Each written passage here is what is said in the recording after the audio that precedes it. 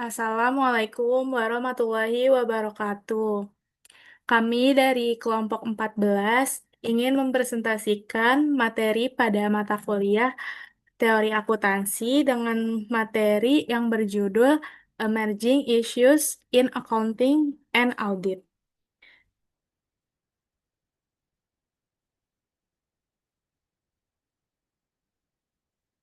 Sebelumnya, perkenalkan nama saya Adinda Rindudara Kinanti dengan NIM 2023 1211010 dari kelas AK51R.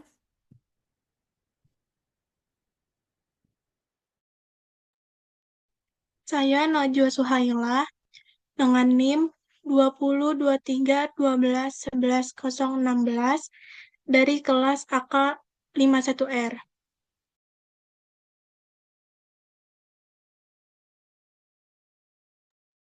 Eh, di sini kami akan membawakan materi yang berjudul Emerging Issues in Accounting and Audit. Materi ini membahas isu-isu terbaru yang mempengaruhi dunia akuntansi dan audit, termasuk perkembangan regulasi, teknologi, standar internasional, hingga isu sosial dan lingkungan yang kini menjadi bagian penting dalam pelaporan perusahaan modern. Di sini ada bab pertama yang akan kita bahas, yaitu Learning Objective 1. Ada faktor yang mempengaruhi penelitian akuntansi dan audit, regulasi, dan praktek. Salah satu pengaruh utama terhadap praktik dan penelitian akuntansi dan audit yang dibahas dalam bab ini adalah semakin meluasnya internasionalisasi standar akuntansi dan audit. Lalu selanjutnya ada XBRL, yaitu Extensible Business Reporting Language.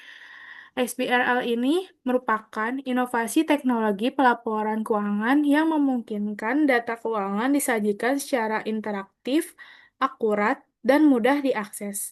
Sejak 2008, SEC mewajibkan perusahaan pabrik besar di Amerika Serikat menggunakan XBRL untuk meningkatkan efisiensi dan transparansi laporan keuangan. Eh, Akuntansi yang dulu hanya berfokus pada pencatatan transaksi keuangan, kini memiliki cakupan yang lebih luas, dan auditor dituntut untuk tidak hanya mengaudit angka, tetapi juga sistem, risiko, dan bahan aspek non-keuangan. Dalam presentasi ini, kita akan melihat bagaimana perubahan tersebut dapat mempengaruhi standar akuntansi, proses audit, hingga praktik pelaporan perusahaan di seluruh dunia.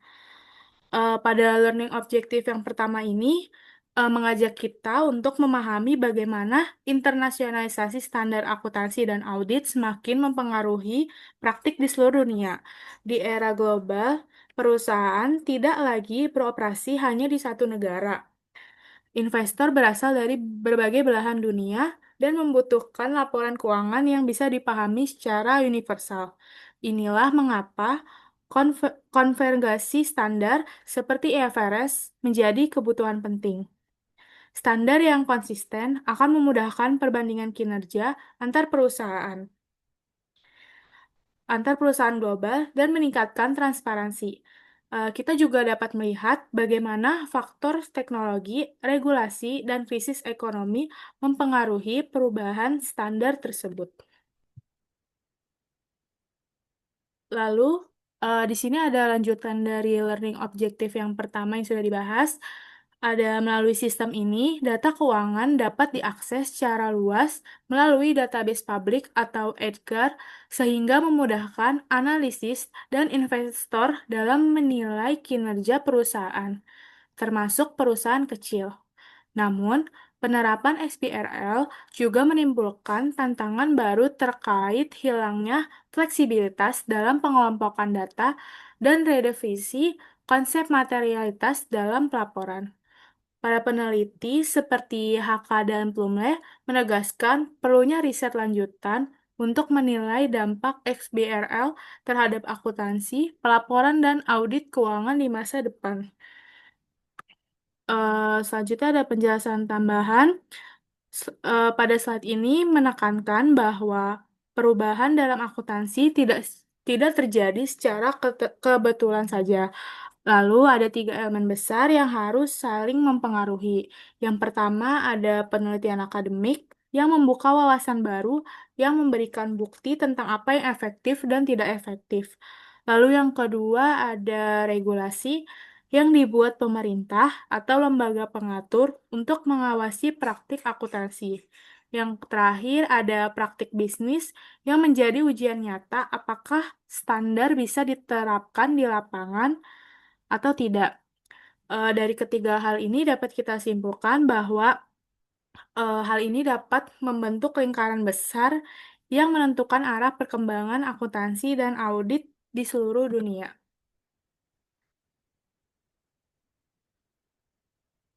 Di sini ada dampak dari kebangkrutan perusahaan dan Undang-Undang Sarbanes-Oxley pada tahun 2002. Runtuhnya sejumlah perusahaan besar pada awal 2000-an memicu perubahan besar dalam praktik akuntansi, audit, serta regulasi tata kelola perusahaan. Hal ini menimbulkan kritik terhadap independensi auditor dan efektivitas pengawasan dalam sistem audit.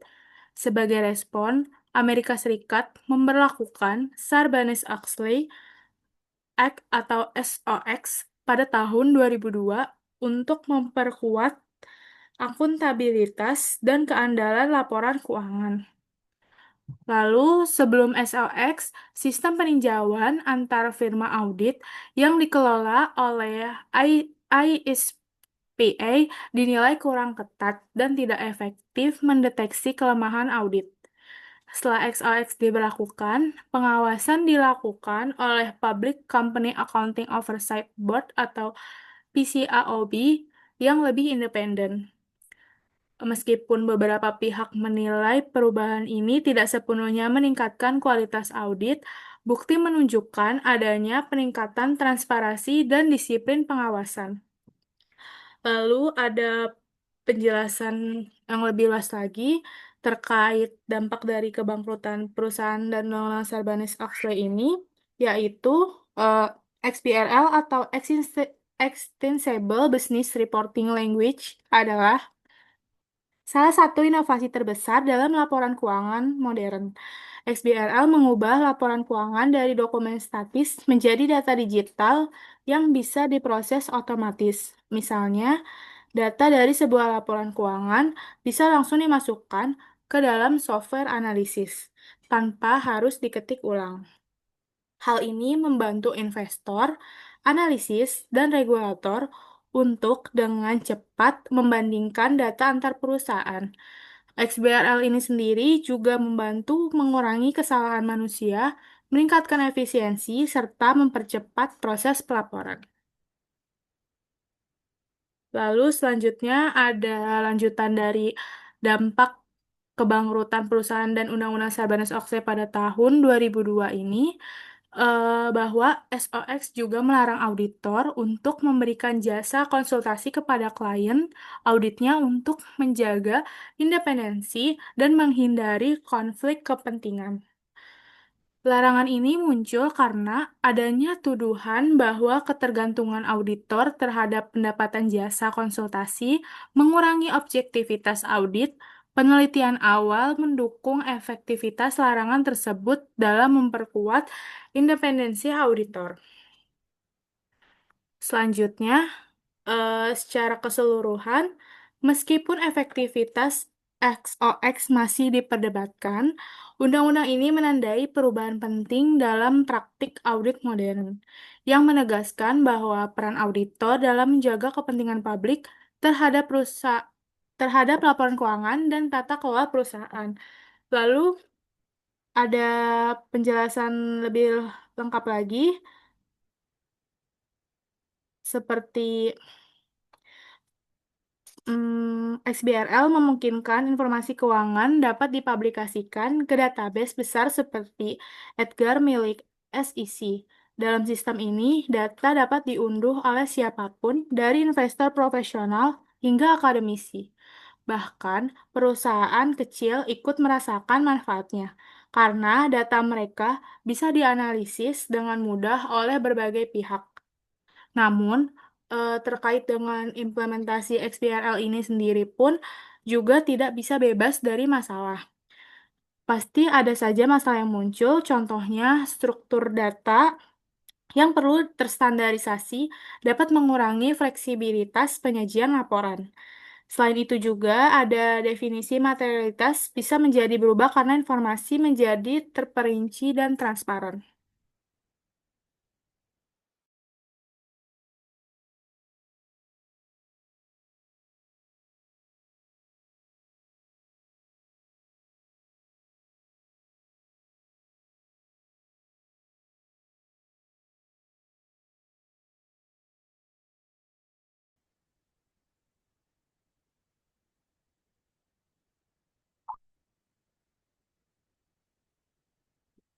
Selanjutnya di sini ada masuk ke learning objective 2, yaitu membahas isu penerapan fair value accounting selama krisis keuangan global. Krisis keuangan global atau Global Financial Crisis atau GFC tahun 2008 sampai 2009 memunculkan perdebatan mengenai peran fair value accounting atau FVA dalam memperburuk kondisi ekonomi dunia. Sebagian pihak menilai praktik penilaian aset berdasarkan nilai wajar berkontribusi terhadap penyebaran dan pendalaman krisis, terutama di pasar hipotek subprime Amerika Serikat. Standar akuntansi seperti FAS nomor 157 yang mana berisi fair value measurement mewajibkan penurunan nilai atau write down atas aset investasi bank selama kondisi pasar tidak stabil, yang pada akhirnya membatasi kemampuan lembaga keuangan untuk memberikan pinjaman. Ada penjelasan tambahan di mana para penelitian seperti HK dan Plumlee menyoroti bahwa XBRL membuka peluang besar untuk efisiensi, tetapi juga memunculkan tantangan. Salah satunya itu yang utama adalah bagaimana auditor memastikan data XBRL konsisten dengan laporan asli. Terus tantangan lainnya itu adalah kebutuhan pelatihan bagi perusahaan, auditor, dan bahkan regulator. Dengan kata lain, XBRL itu adalah inovasi, inovasi besar namun membutuhkan adaptasi dalam jangka panjang.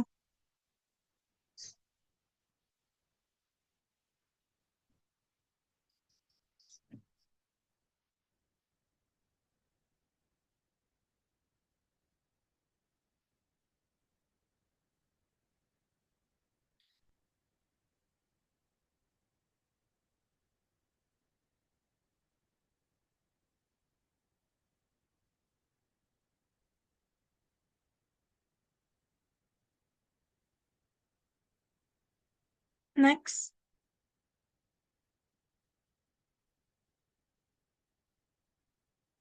Selanjutnya ada SEC atau Securities and Exchange Commission, menyelidiki peran FVA dalam kegagalan bank di tahun 2008 dan menyimpulkan bahwa penyebab utama bukan hanya penilaian berdasarkan nilai pasar, tetapi juga faktor seperti penurunan kualitas aset dan berkurangnya kepercayaan investor.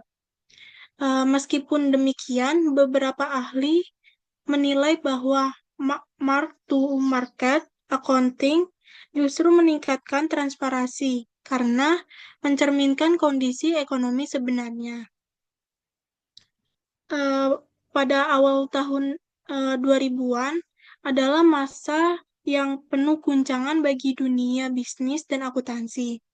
Di sini itu ada kasus Enron, terus WorldCom dan Tyco membuka mata membuka mata dunia bahwa sistem pelaporan dan audit saat itu memiliki kelemahan besar. Auditor dianggap terlalu dekat dengan kliennya, regulasi dinilai lemah, dan praktik tata kelola perusahaan dianggap tidak transparan. Kebangkrutan perusahaan-perusahaan ini tidak hanya merugikan investor, tetapi juga memicu hilangnya kepercayaan masyarakat terhadap laporan keuangan. Next.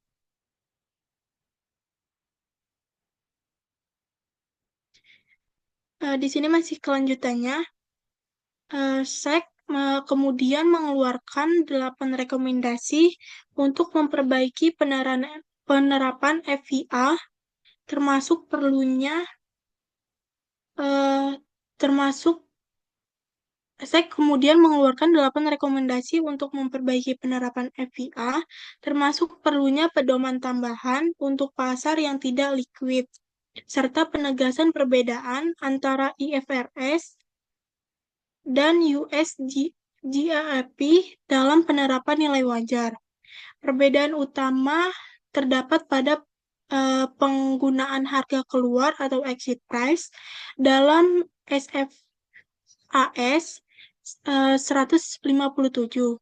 Sementara IFRS tidak selalu menerapkannya secara eksplisit.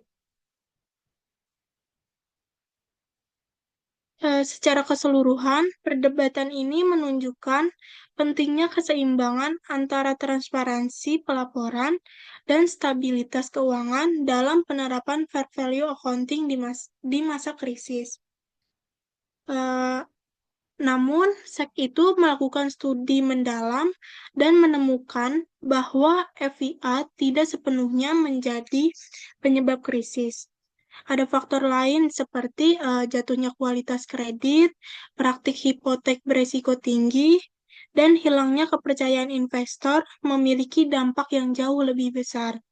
Bahkan ada pandangan bahwa penggunaan harga pasar justru meningkatkan transparansi karena menggambarkan kondisi ekonomi sebenarnya, bukan sekedar eh, angka historis. Next.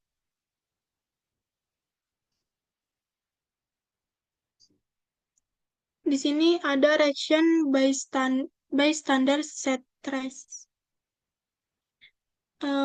Pada Oktober 2008, IASB atau International Accounting Standard Board mengubah aturan mengenai reklasifikasi aset keuangan. Perubahan ini memungkinkan kerugian akibat perubahan nilai pasar tidak langsung dibebankan ke laporan laba rugi, tetapi dapat direklasifikasi dalam kondisi tertentu.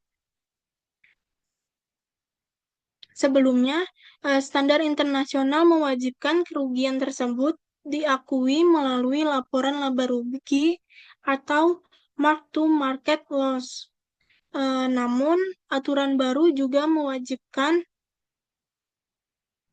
pengungkapan tambahan mengenai instrumen keuangan dan dampak reklasifikasi tersebut. Perubahan ini dituangkan dalam amandemen IAS 39 dan IFRS 7. Ada penjelasan tambahan di mana salah satu perdebatan ketika pasar global mengalami tekanan besar, IASB mengubah aturan untuk memungkinkan perusahaan mereklasifikasikan aset keuangan. Artinya, penurunan nilai yang sebelumnya harus langsung masuk ke laporan laba rugi kini dapat dialihkan, dan ini bisa membantu perusahaan menjaga stabilitas laporan keuangan di masa krisis. Next.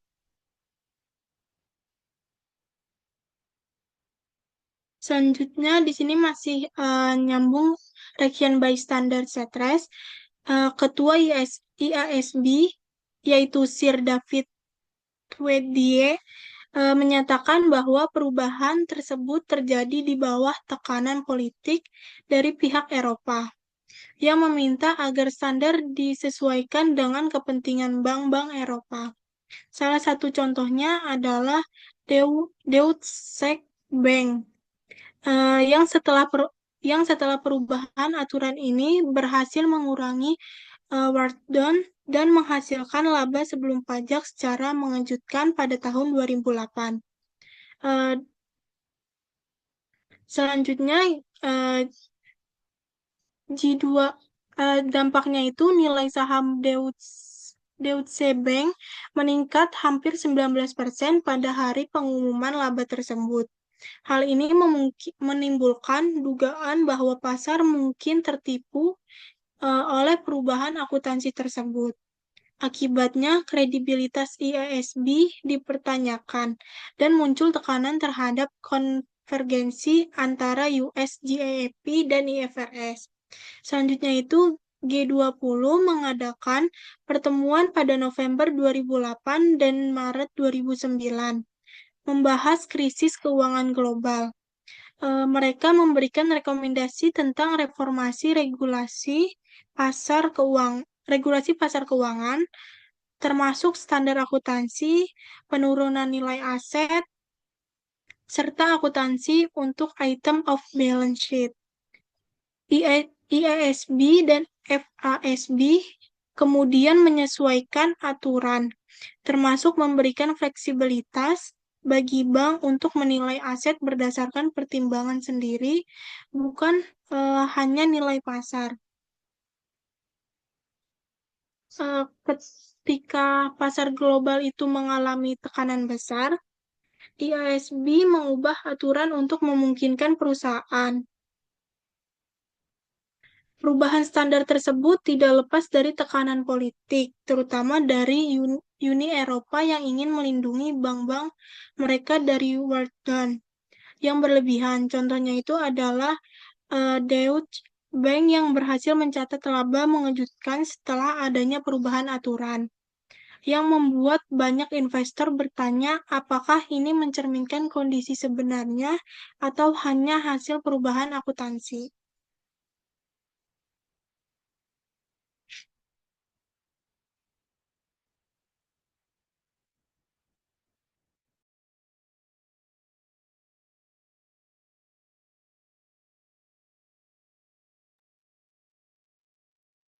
Secara keseluruhan, fokus pada akuntansi nilai wajar atau fair value accounting dinilai memiliki potensi untuk mengalihkan perhatian dari penyebab utama krisis keuangan global. Beberapa penelitian seperti Blundell, Wicknall, Atkinson, dan Lee menyebutkan bahwa akar penyebab krisis bukan pada nilai wajar, melainkan kebijakan likuiditas moneter yang longgar dan lemahnya regulasi. Nilai wajar dianggap membuat masalah transparan, tetapi bukan penyebab langsung krisis.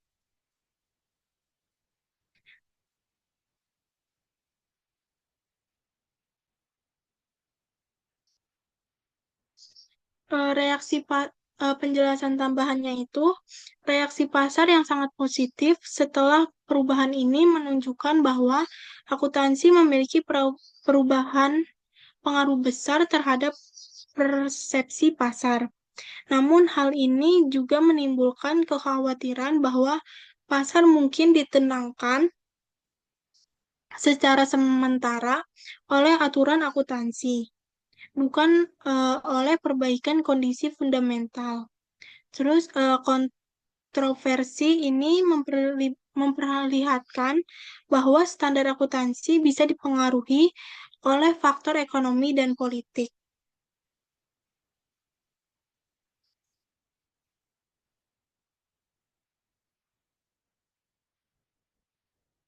Auditor and the Global Financial Crisis. Di sini ada dua pembahasan yang akan kita bahas. Yang pertama itu terkait perubahan aturan akuntansi. Selain perubahan aturan akuntansi, Krisis keuangan global atau Global Financial Crisis atau GFC juga memunculkan perhatian terhadap peran auditor. Sebagaimana reformasi yang terjadi setelah skandal korporasi awal pada tahun 2000-an yang melahirkan Sarbanes-Oxley Act pada tahun 2002 di Amerika Serikat dan Clark Key Reforms di Australia. Krisis global juga berpotensi menimbulkan tindakan regulasi terhadap profesi auditor.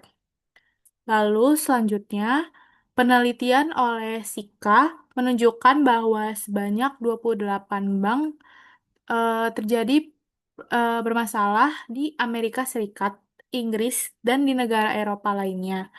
Tetap menerima laporan audit tanpa pengecualian atau unqualified audit report dari firma audit besar pada tahun 2007.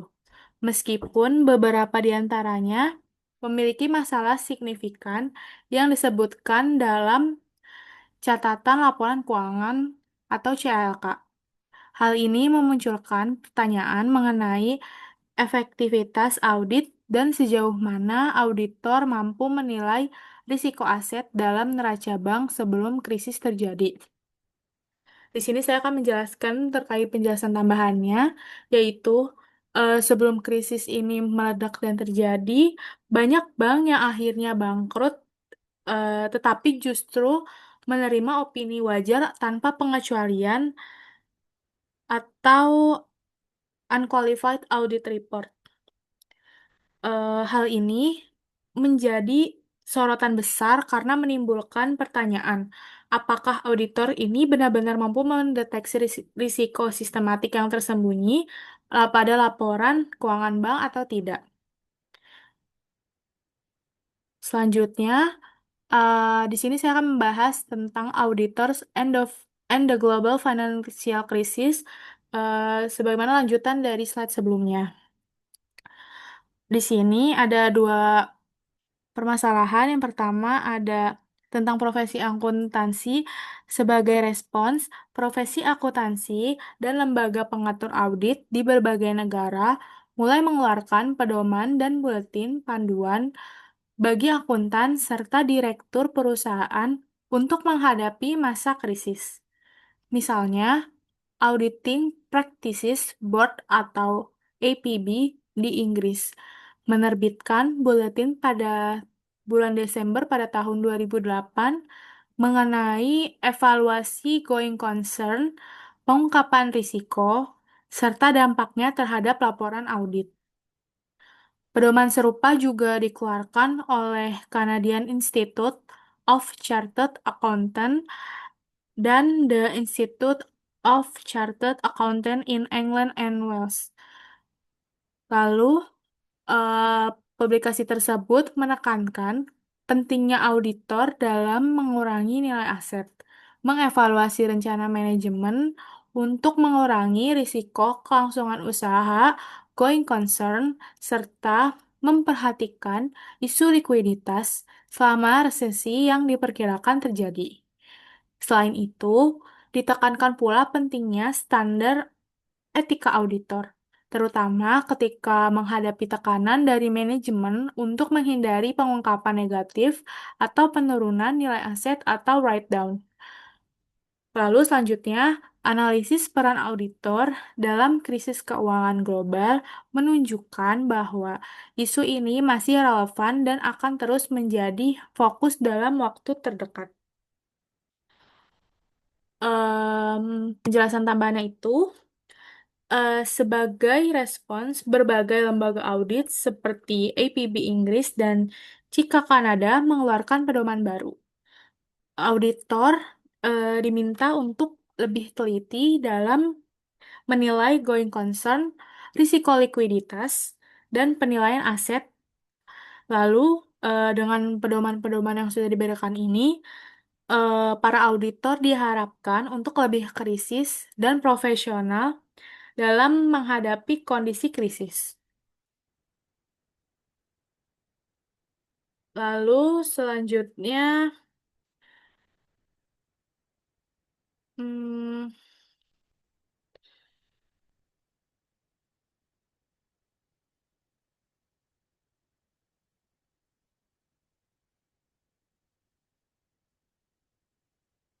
Pada materi ini ada tambahan lainnya, terutama tentang tantangan audit di masa krisis. Untuk melakukan audit selama krisis bukanlah hal yang mudah, karena para auditor harus menilai apakah perusahaan tersebut masih mampu bertahan atau tidak, di mana keadaan pasar sementara berada dalam kondisi yang sangat tidak stabil. Hal ini membutuhkan profesionalisme tinggi, skeptisisme profesional, dan keberanian menghadapi tekanan dari manajemen. Selanjutnya, saya akan membahas terkait Learning Objective 3 dengan materi arah yang mungkin dalam penyusunan standar akuntansi internasional di masa depan. Proyek konvergensi antara IASB dan FASB bertujuan menyatukan standar akuntansi internasional agar laporan keuangan lebih mudah dibandingkan dan transparan bagi investor global. Pada tahun 2008, SEC Amerika Serikat merilis roadmap untuk memungkinkan penerapan IFRS oleh perusahaan Amerika Serikat yang bertujuan untuk meliputi peningkatan standar akuntansi, pendanaan yang akuntabel, pelatihan IFRS, dan kesiapan penerapan wajib IFRS. Pada tahun ini kita memasuki era di mana standar akuntansi global semakin menuju harmonisasi. Investor kini tidak hanya datang dari negara tertentu, melainkan dari seluruh dunia. Oleh karena itu, laporan keuangan yang dibuat harus dipahami secara universal.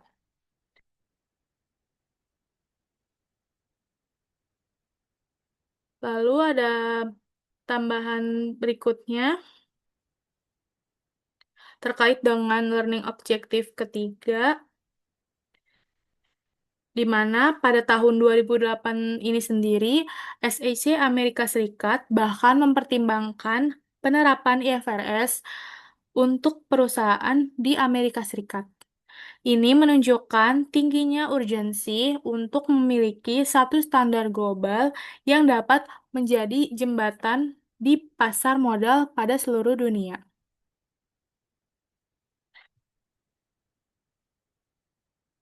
Lalu, kita masuk di Learning Objective 4 terkait akuntansi keberlanjutan, pelaporan, dan jaminan. Apa sih akuntansi dan pelaporan keberlanjutan? Akuntansi dan pelaporan keberlanjutan ini merupakan bagian dari akuntansi sosial. eh, Gray, Owen, dan Adams memandang akuntansi sosial sebagai kombinasi akuntansi untuk berbagai hal, dalam berbagai media, untuk berbagai pengguna, dan untuk berbagai tujuan. Untuk berbagai pengguna, dan untuk berbagai tujuan. Dengan kata lain, akuntansi sosial melampaui pengukuran finansial atas peristiwa ekonomi dan pelaporan kepada sekelompok pengguna tertentu, seringkali dalam konteks berbeda. Di sini ada perkembangan terkini terkait pelaporan keberlanjutan.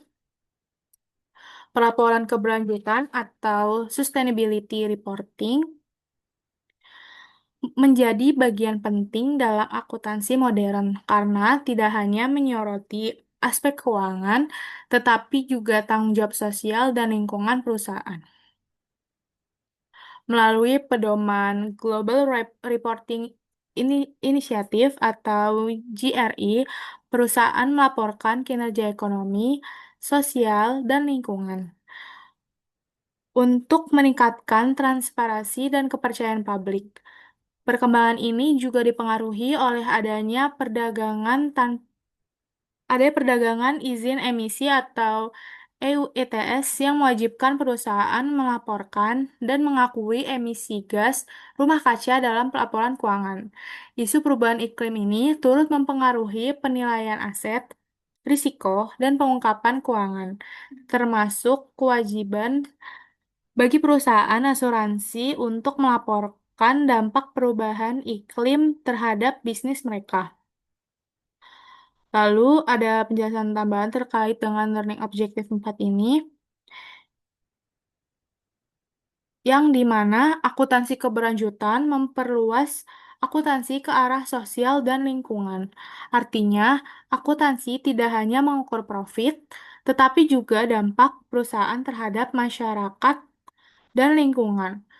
Konsep ini sering disebut juga dengan triple bottom line, yaitu profit, people, dan planet.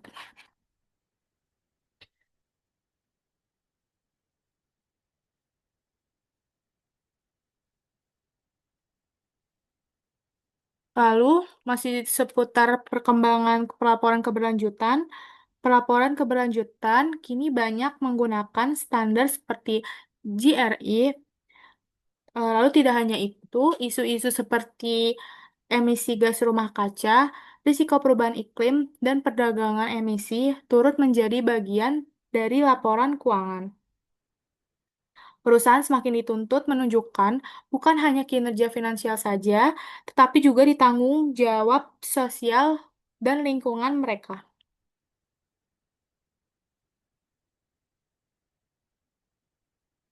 Lalu ada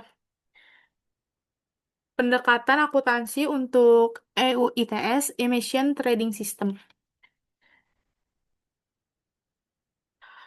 Materi ini menjelaskan terkait tentang pandangan PricewaterhouseCoopers atau PwC terkait berbagai pendekatan akuntansi yang digunakan dalam sistem perdagangan emisi Uni Eropa atau EU ETS setelah dicabutnya IFRIC 3. Pencabutan IFRIC 3 ini memberikan fleksibilitas bagi perusahaan untuk memilih kebijakan akuntansi yang sesuai dengan IAS 8 selama tetap konsisten dengan prinsip IFRS. Lalu, di sini ada tiga pendekatan utama akuntansi emisi. Terkait dengan tiga pendekatan ini, PYC mengidentifikasi tiga pendekatan yang dapat digunakan perusahaan. Yang pertama ada Full Market Value Approach atau IFRIC 3, Cost of Settlement atau Alternative Approach 1, yang terakhir ada Cost of Settlement atau Alternative Approach 2. Yang pertama kita bahas itu ada Full Market Value Approach atau IFRIC 3, aset dan kewajiban diukur pada nilai pasar penuh. Lalu, hibah atau allowance yang diterima dicatat sebagai pendapatan pemerintah atau grant pada nilai pasar saat pemberian. Lalu, yang ketiga ada liabilitas diukur kembali setiap akhir periode berdasarkan harga pasar. Yang terakhir ada pendekatan dari full market value approach ini sering menimbulkan volatilitas laba karena perubahan harga pasar mempengaruhi laporan keuangan secara langsung. Yang kedua yang akan kita bahas yaitu cost of settlement atau alternative approach. Satu, bahwa allowance dicatat pada nilai pasar saat pemberian, namun diukur berdasarkan biaya aktual atau cost saat penyelesaian. Yang kedua ada penghasilan dari hibah diamortisasi secara sistematis selama periode kepatuhan, dan yang terakhir, pada pendekatan ini menghasilkan pengakuan laba rugi yang lebih stabil dibandingkan dengan IFRIC 3 atau Full Market Value Approach.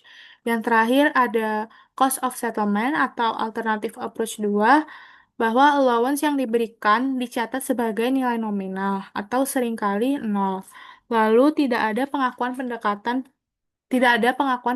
pemerintah, dan liabilitas diukur pada biaya penyelesaian atau cost atau nilai pasar untuk emisi yang berlebih. Pendekatan ini dianggap lebih konservatif dan sederhana, tetapi kurang mencerminkan nilai ekonomi yang sebenarnya.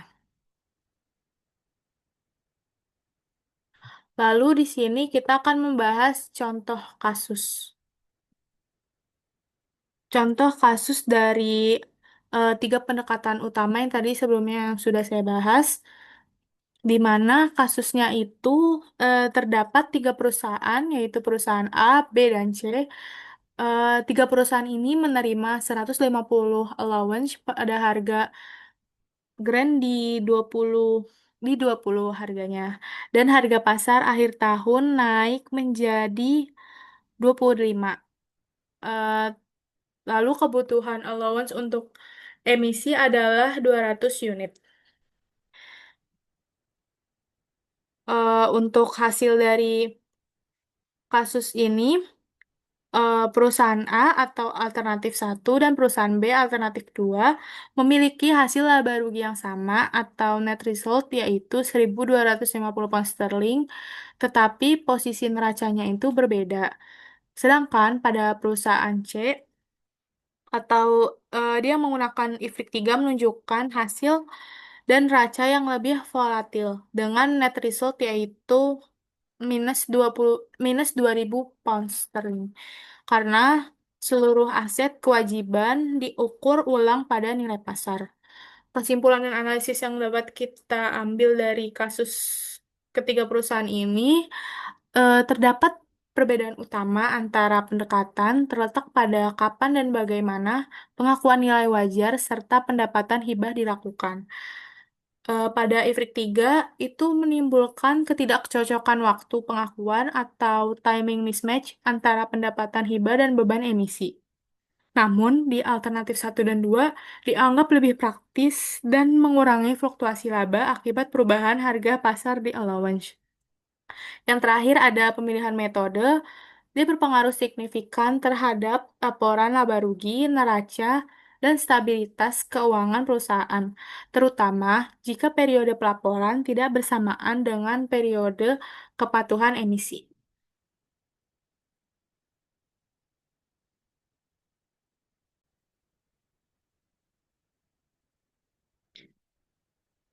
Selanjutnya, di sini ada tren insurance dalam laporan keberlanjutan. Assurance independen pada laporan keberlanjutan penting untuk memastikan keandalan dan kredibilitas informasi bagi pemangku kepentingan. Audit memberikan tingkat keyakinan lebih tinggi dibandingkan review karena prosedurnya lebih menyeluruh.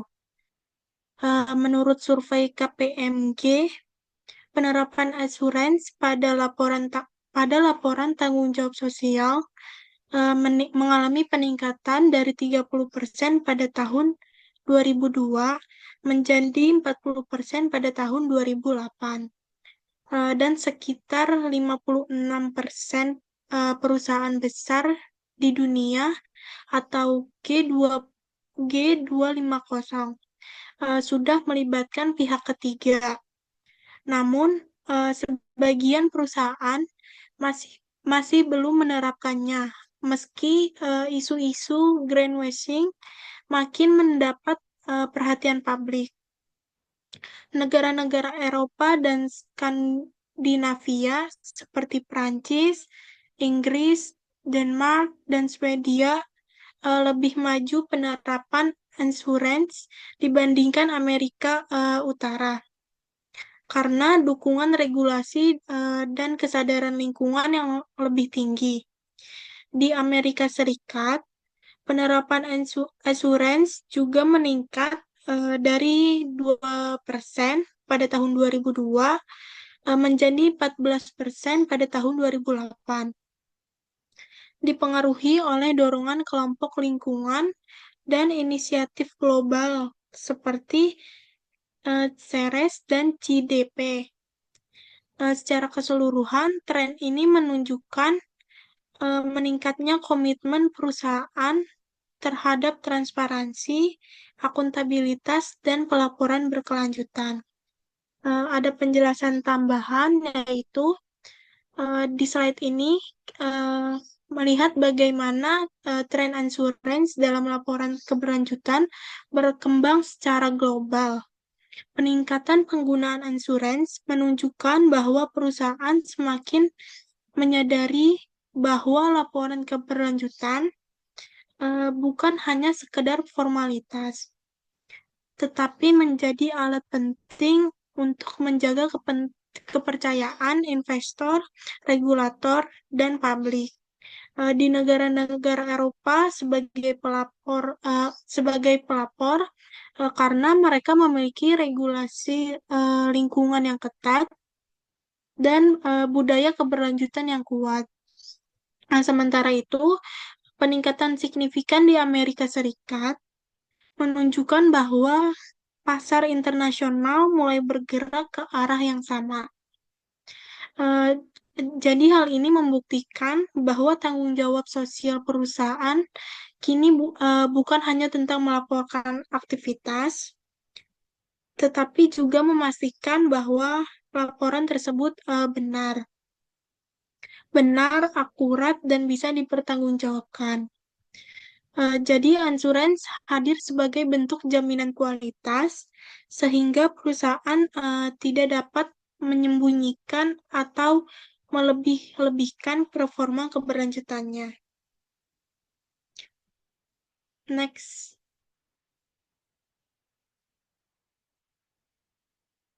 Selanjutnya ada alasan perusahaan memerlukan insurance pada laporan keberlanjutan. Perusahaan mencari asuransi independen untuk meningkatkan kredibilitas dan kualitas laporan keberlanjutan. Berdasarkan teori positif auditing, audit diperlukan karena adanya pemisahan antara pemilik dan manajemen, serta membantu meningkatkan kepercayaan terhadap informasi yang disajikan. Menurut KPMG, perusahaan melakukan assurance agar laporan mereka lebih dipercaya dan transparan, terutama di sektor dengan dampak lingkungan tinggi seperti di pertambangan, energi, kimia, dan farmasi. Lebih dari 50% perusahaan di sektor tersebut telah melaporkan tanggung jawab sosialnya dengan asuransi independen. Jadi, eh, alasan mengapa perusahaan secara aktif mencari asuransi independen, yaitu untuk laporan keberlanjutannya mereka.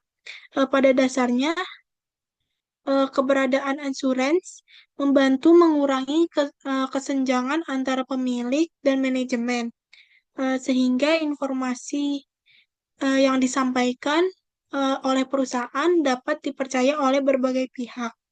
Selain itu, asuransi juga berperan sebagai mekanisme pengendalian untuk memastikan bahwa perusahaan tidak melakukan greenwashing, eh, di mana itu adalah tindakan membesar-besarkan klaim lingkungan atau sosialnya.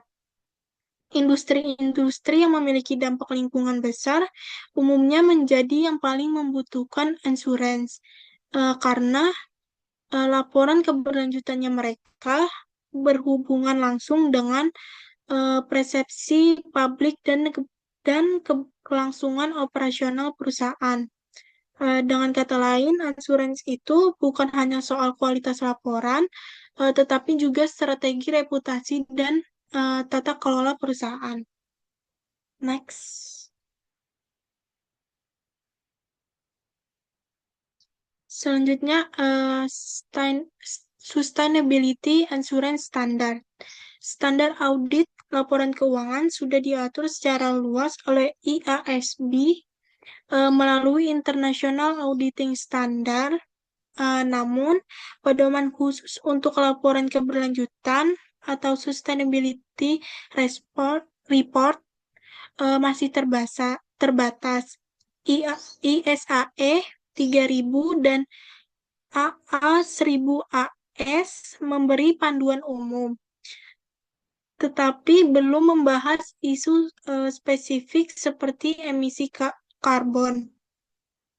Penelitian menunjukkan adanya masalah seperti kurangnya independensi, ketidakkonsistenan penerapan, dan pengaruh manajemen yang besar dalam proses asuransi.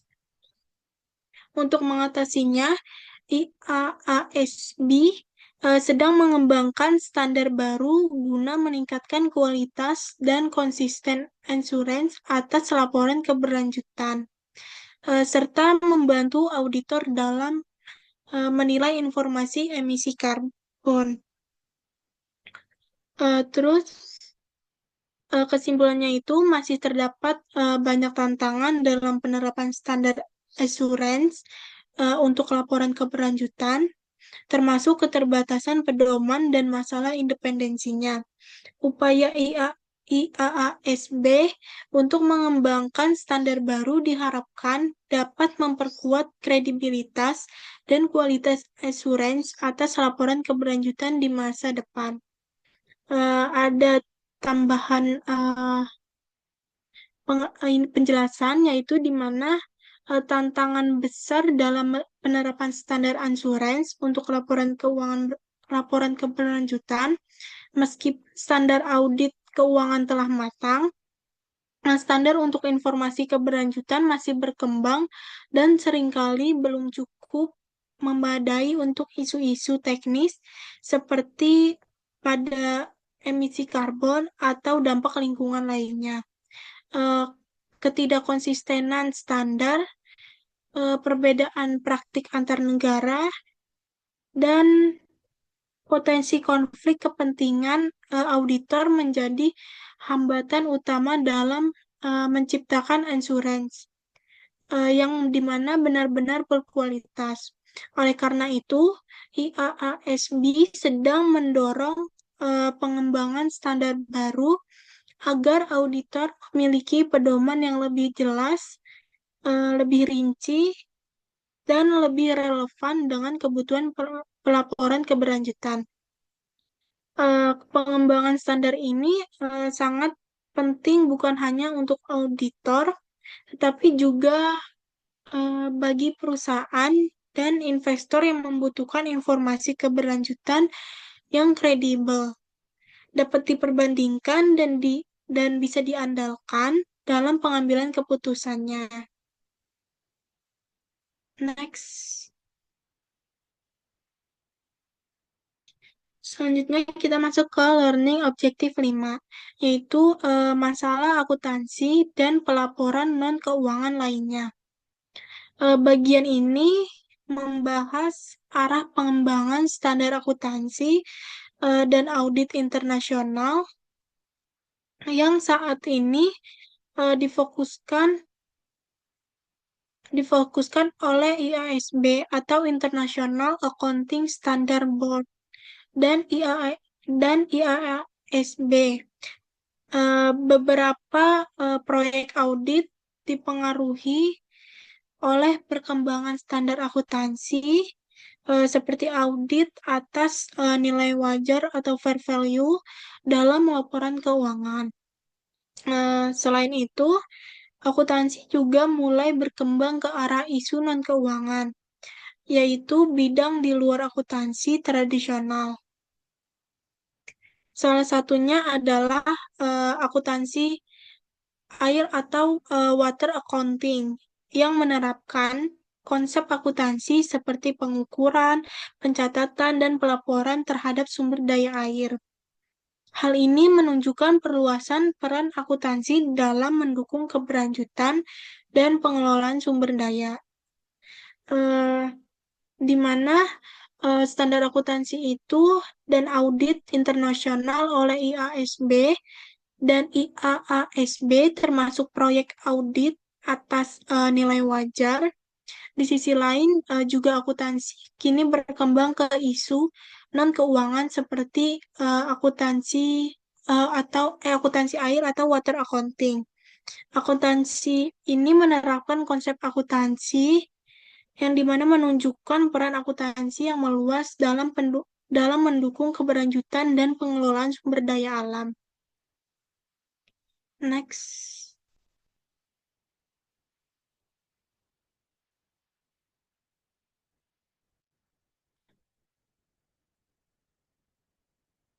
Selanjutnya ada water accounting. Eh, apa itu water accounting? Water accounting itu adalah sistem pelaporan yang dikembangkan oleh water accounting Standard Board atau WASB di Australia untuk mengatur dan melaporkan penggunaan sumber daya air. Tujuannya itu adalah untuk membantu pengambilan keputusan terkait alokasi, penggunaan, dan pengelolaan air, serta meningkatkan transparansi bagi publik dan investor. Sistem ini muncul karena kelangkaan air dan tekanan politik akibat kekeringan, sehingga diperlukan data akurat tentang jumlah, lokasi, serta penggunaan air oleh berbagai pihak seperti industri, petani, rumah tangga, dan lingkungan. WASB mengadopsi konsep akuntansi keuangan melalui Water Accounting Conceptual Framework atau WACF yang mencangkup laporan tentang aset air, kewajiban air, aliran air fisik, dan kepatuhan. Aset air mencakup hak atas air yang memberi manfaat ekonomi, sedangkan kewajiban air adalah kewajiban untuk menyerahkan atau mengurangi air. Water accounting juga menekankan pelaporan berbasis data fisik dan kualitas air, bukan hanya nilai keuangan. Laporan ini juga dapat diaudit untuk memastikan keandalan data dan mendukung keputusan terkait perdagangan air dan investasi infrastruktur. Jadi, water accounting itu adalah sistem pelaporan dari WASB yang dimana dari Australia untuk mengatur uh, dan melaporkan penggunaan sumber daya air. Tujuannya water accounting itu untuk membantu keputusan alokasi dan meningkatkan transparansi. Uh, Muncul karena kelangkaan air dan tekanan politik. Uh, WASB mengadopsi WACF yang mencakup aset, kewajiban, dan aliran air. Pelaporan ini berbasis data fisik dan kualitas air, bukan nilai keuangan, dan juga sangat penting untuk manajemen air dan investasi. Next.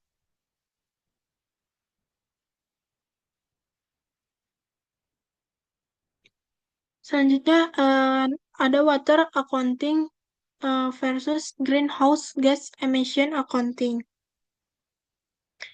Materi ini membahas perbandingan antara water accounting dan greenhouse gas atau GHG, emission accounting sebagai bentuk pelaporan dan keuangan yang berkembang. Sistem GHG accounting mengacu pada standar Greenhouse Gas Protocol atau GGP yang menekankan pada konversi data aktivitas menjadi data emisi melalui faktor emisi tertentu. Namun, pelaporan ini masih bersifat terbatas karena tidak mencangkup akuntansi akrual penuh dan kurang memberikan informasi yang komprehensif bagi pengambil keputusan eksternal. Uh, Kelemahan sistem GGP antara lain terkait pemilihan dan penerapan faktor emisi yang mempengaruhi kualitas data, serta keterbatasan auditor dalam memberikan opini mengenai dampak lingkungan yang sebenarnya. Meskipun demikian, baik GGP maupun Water accounting itu lebih menekankan pada pengukuran stok dan aliran dengan pendekatan akrual yang bertujuan menyediakan informasi untuk pengambilan keputusan seperti dalam akuntansi keuangan. Standar GGP berfokus pada keandalan dan konsistensi data emisi.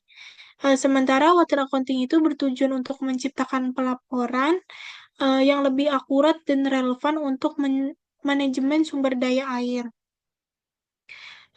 Jadi GGP maupun water accounting menunjukkan arah baru bagi akuntansi modern, yakni luasan fungsi akuntansi untuk mengelola sumber daya alam dan isu lingkungan secara lebih luas di abad ke-21.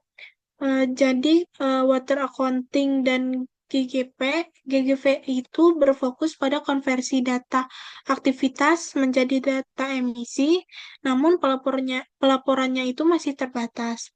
Terus kalau Water Accounting itu menekankan pada pengukuran stok dan aliran air dengan pendekatan akrual untuk manajemen sumber daya air yang lebih relevan dan akurat. Kedua sistem ini luasan fungsi akuntansi untuk mengelola isu lingkungan dan sumber daya alam secara lebih luas di abad ke-21.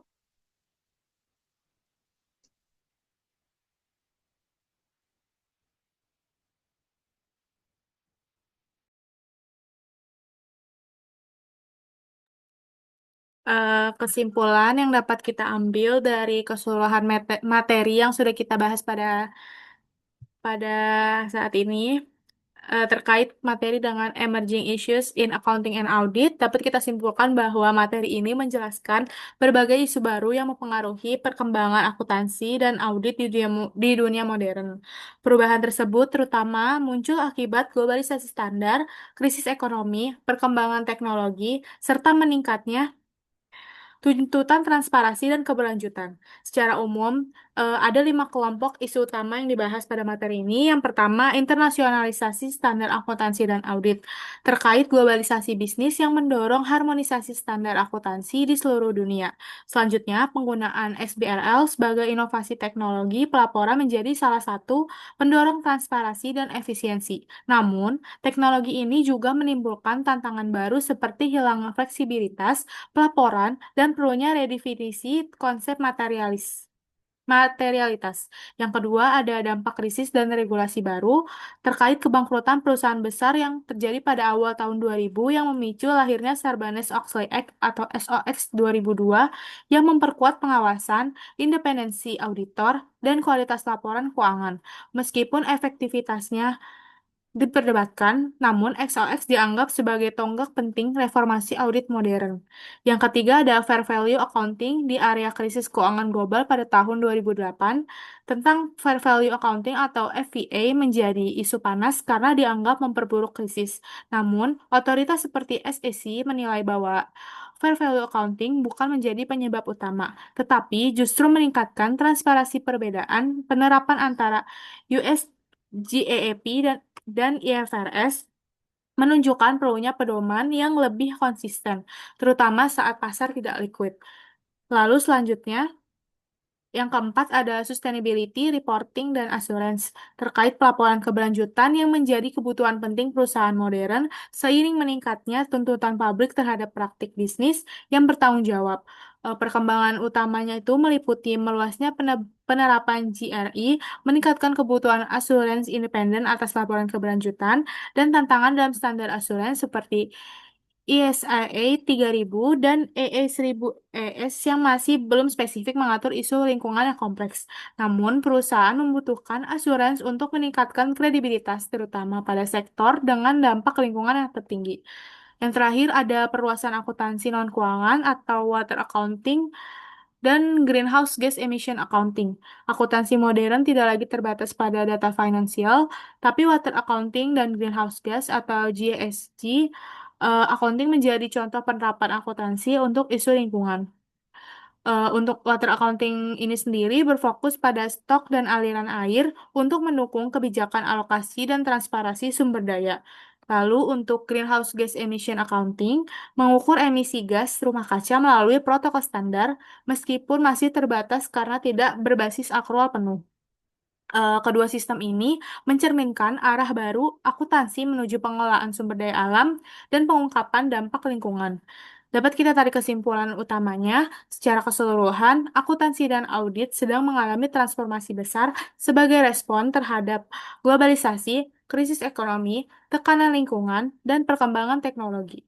Isu-isu baru seperti fair value accounting, sustainability reporting, asuransi independen, serta akuntansi non-keuangan yang menunjukkan bahwa akuntansi tidak hanya mengukur nilai ekonomi, tetapi juga berperan dalam menciptakan tata kelola perusahaan yang terlebih transparan, akuntabel, dan berkelanjutan.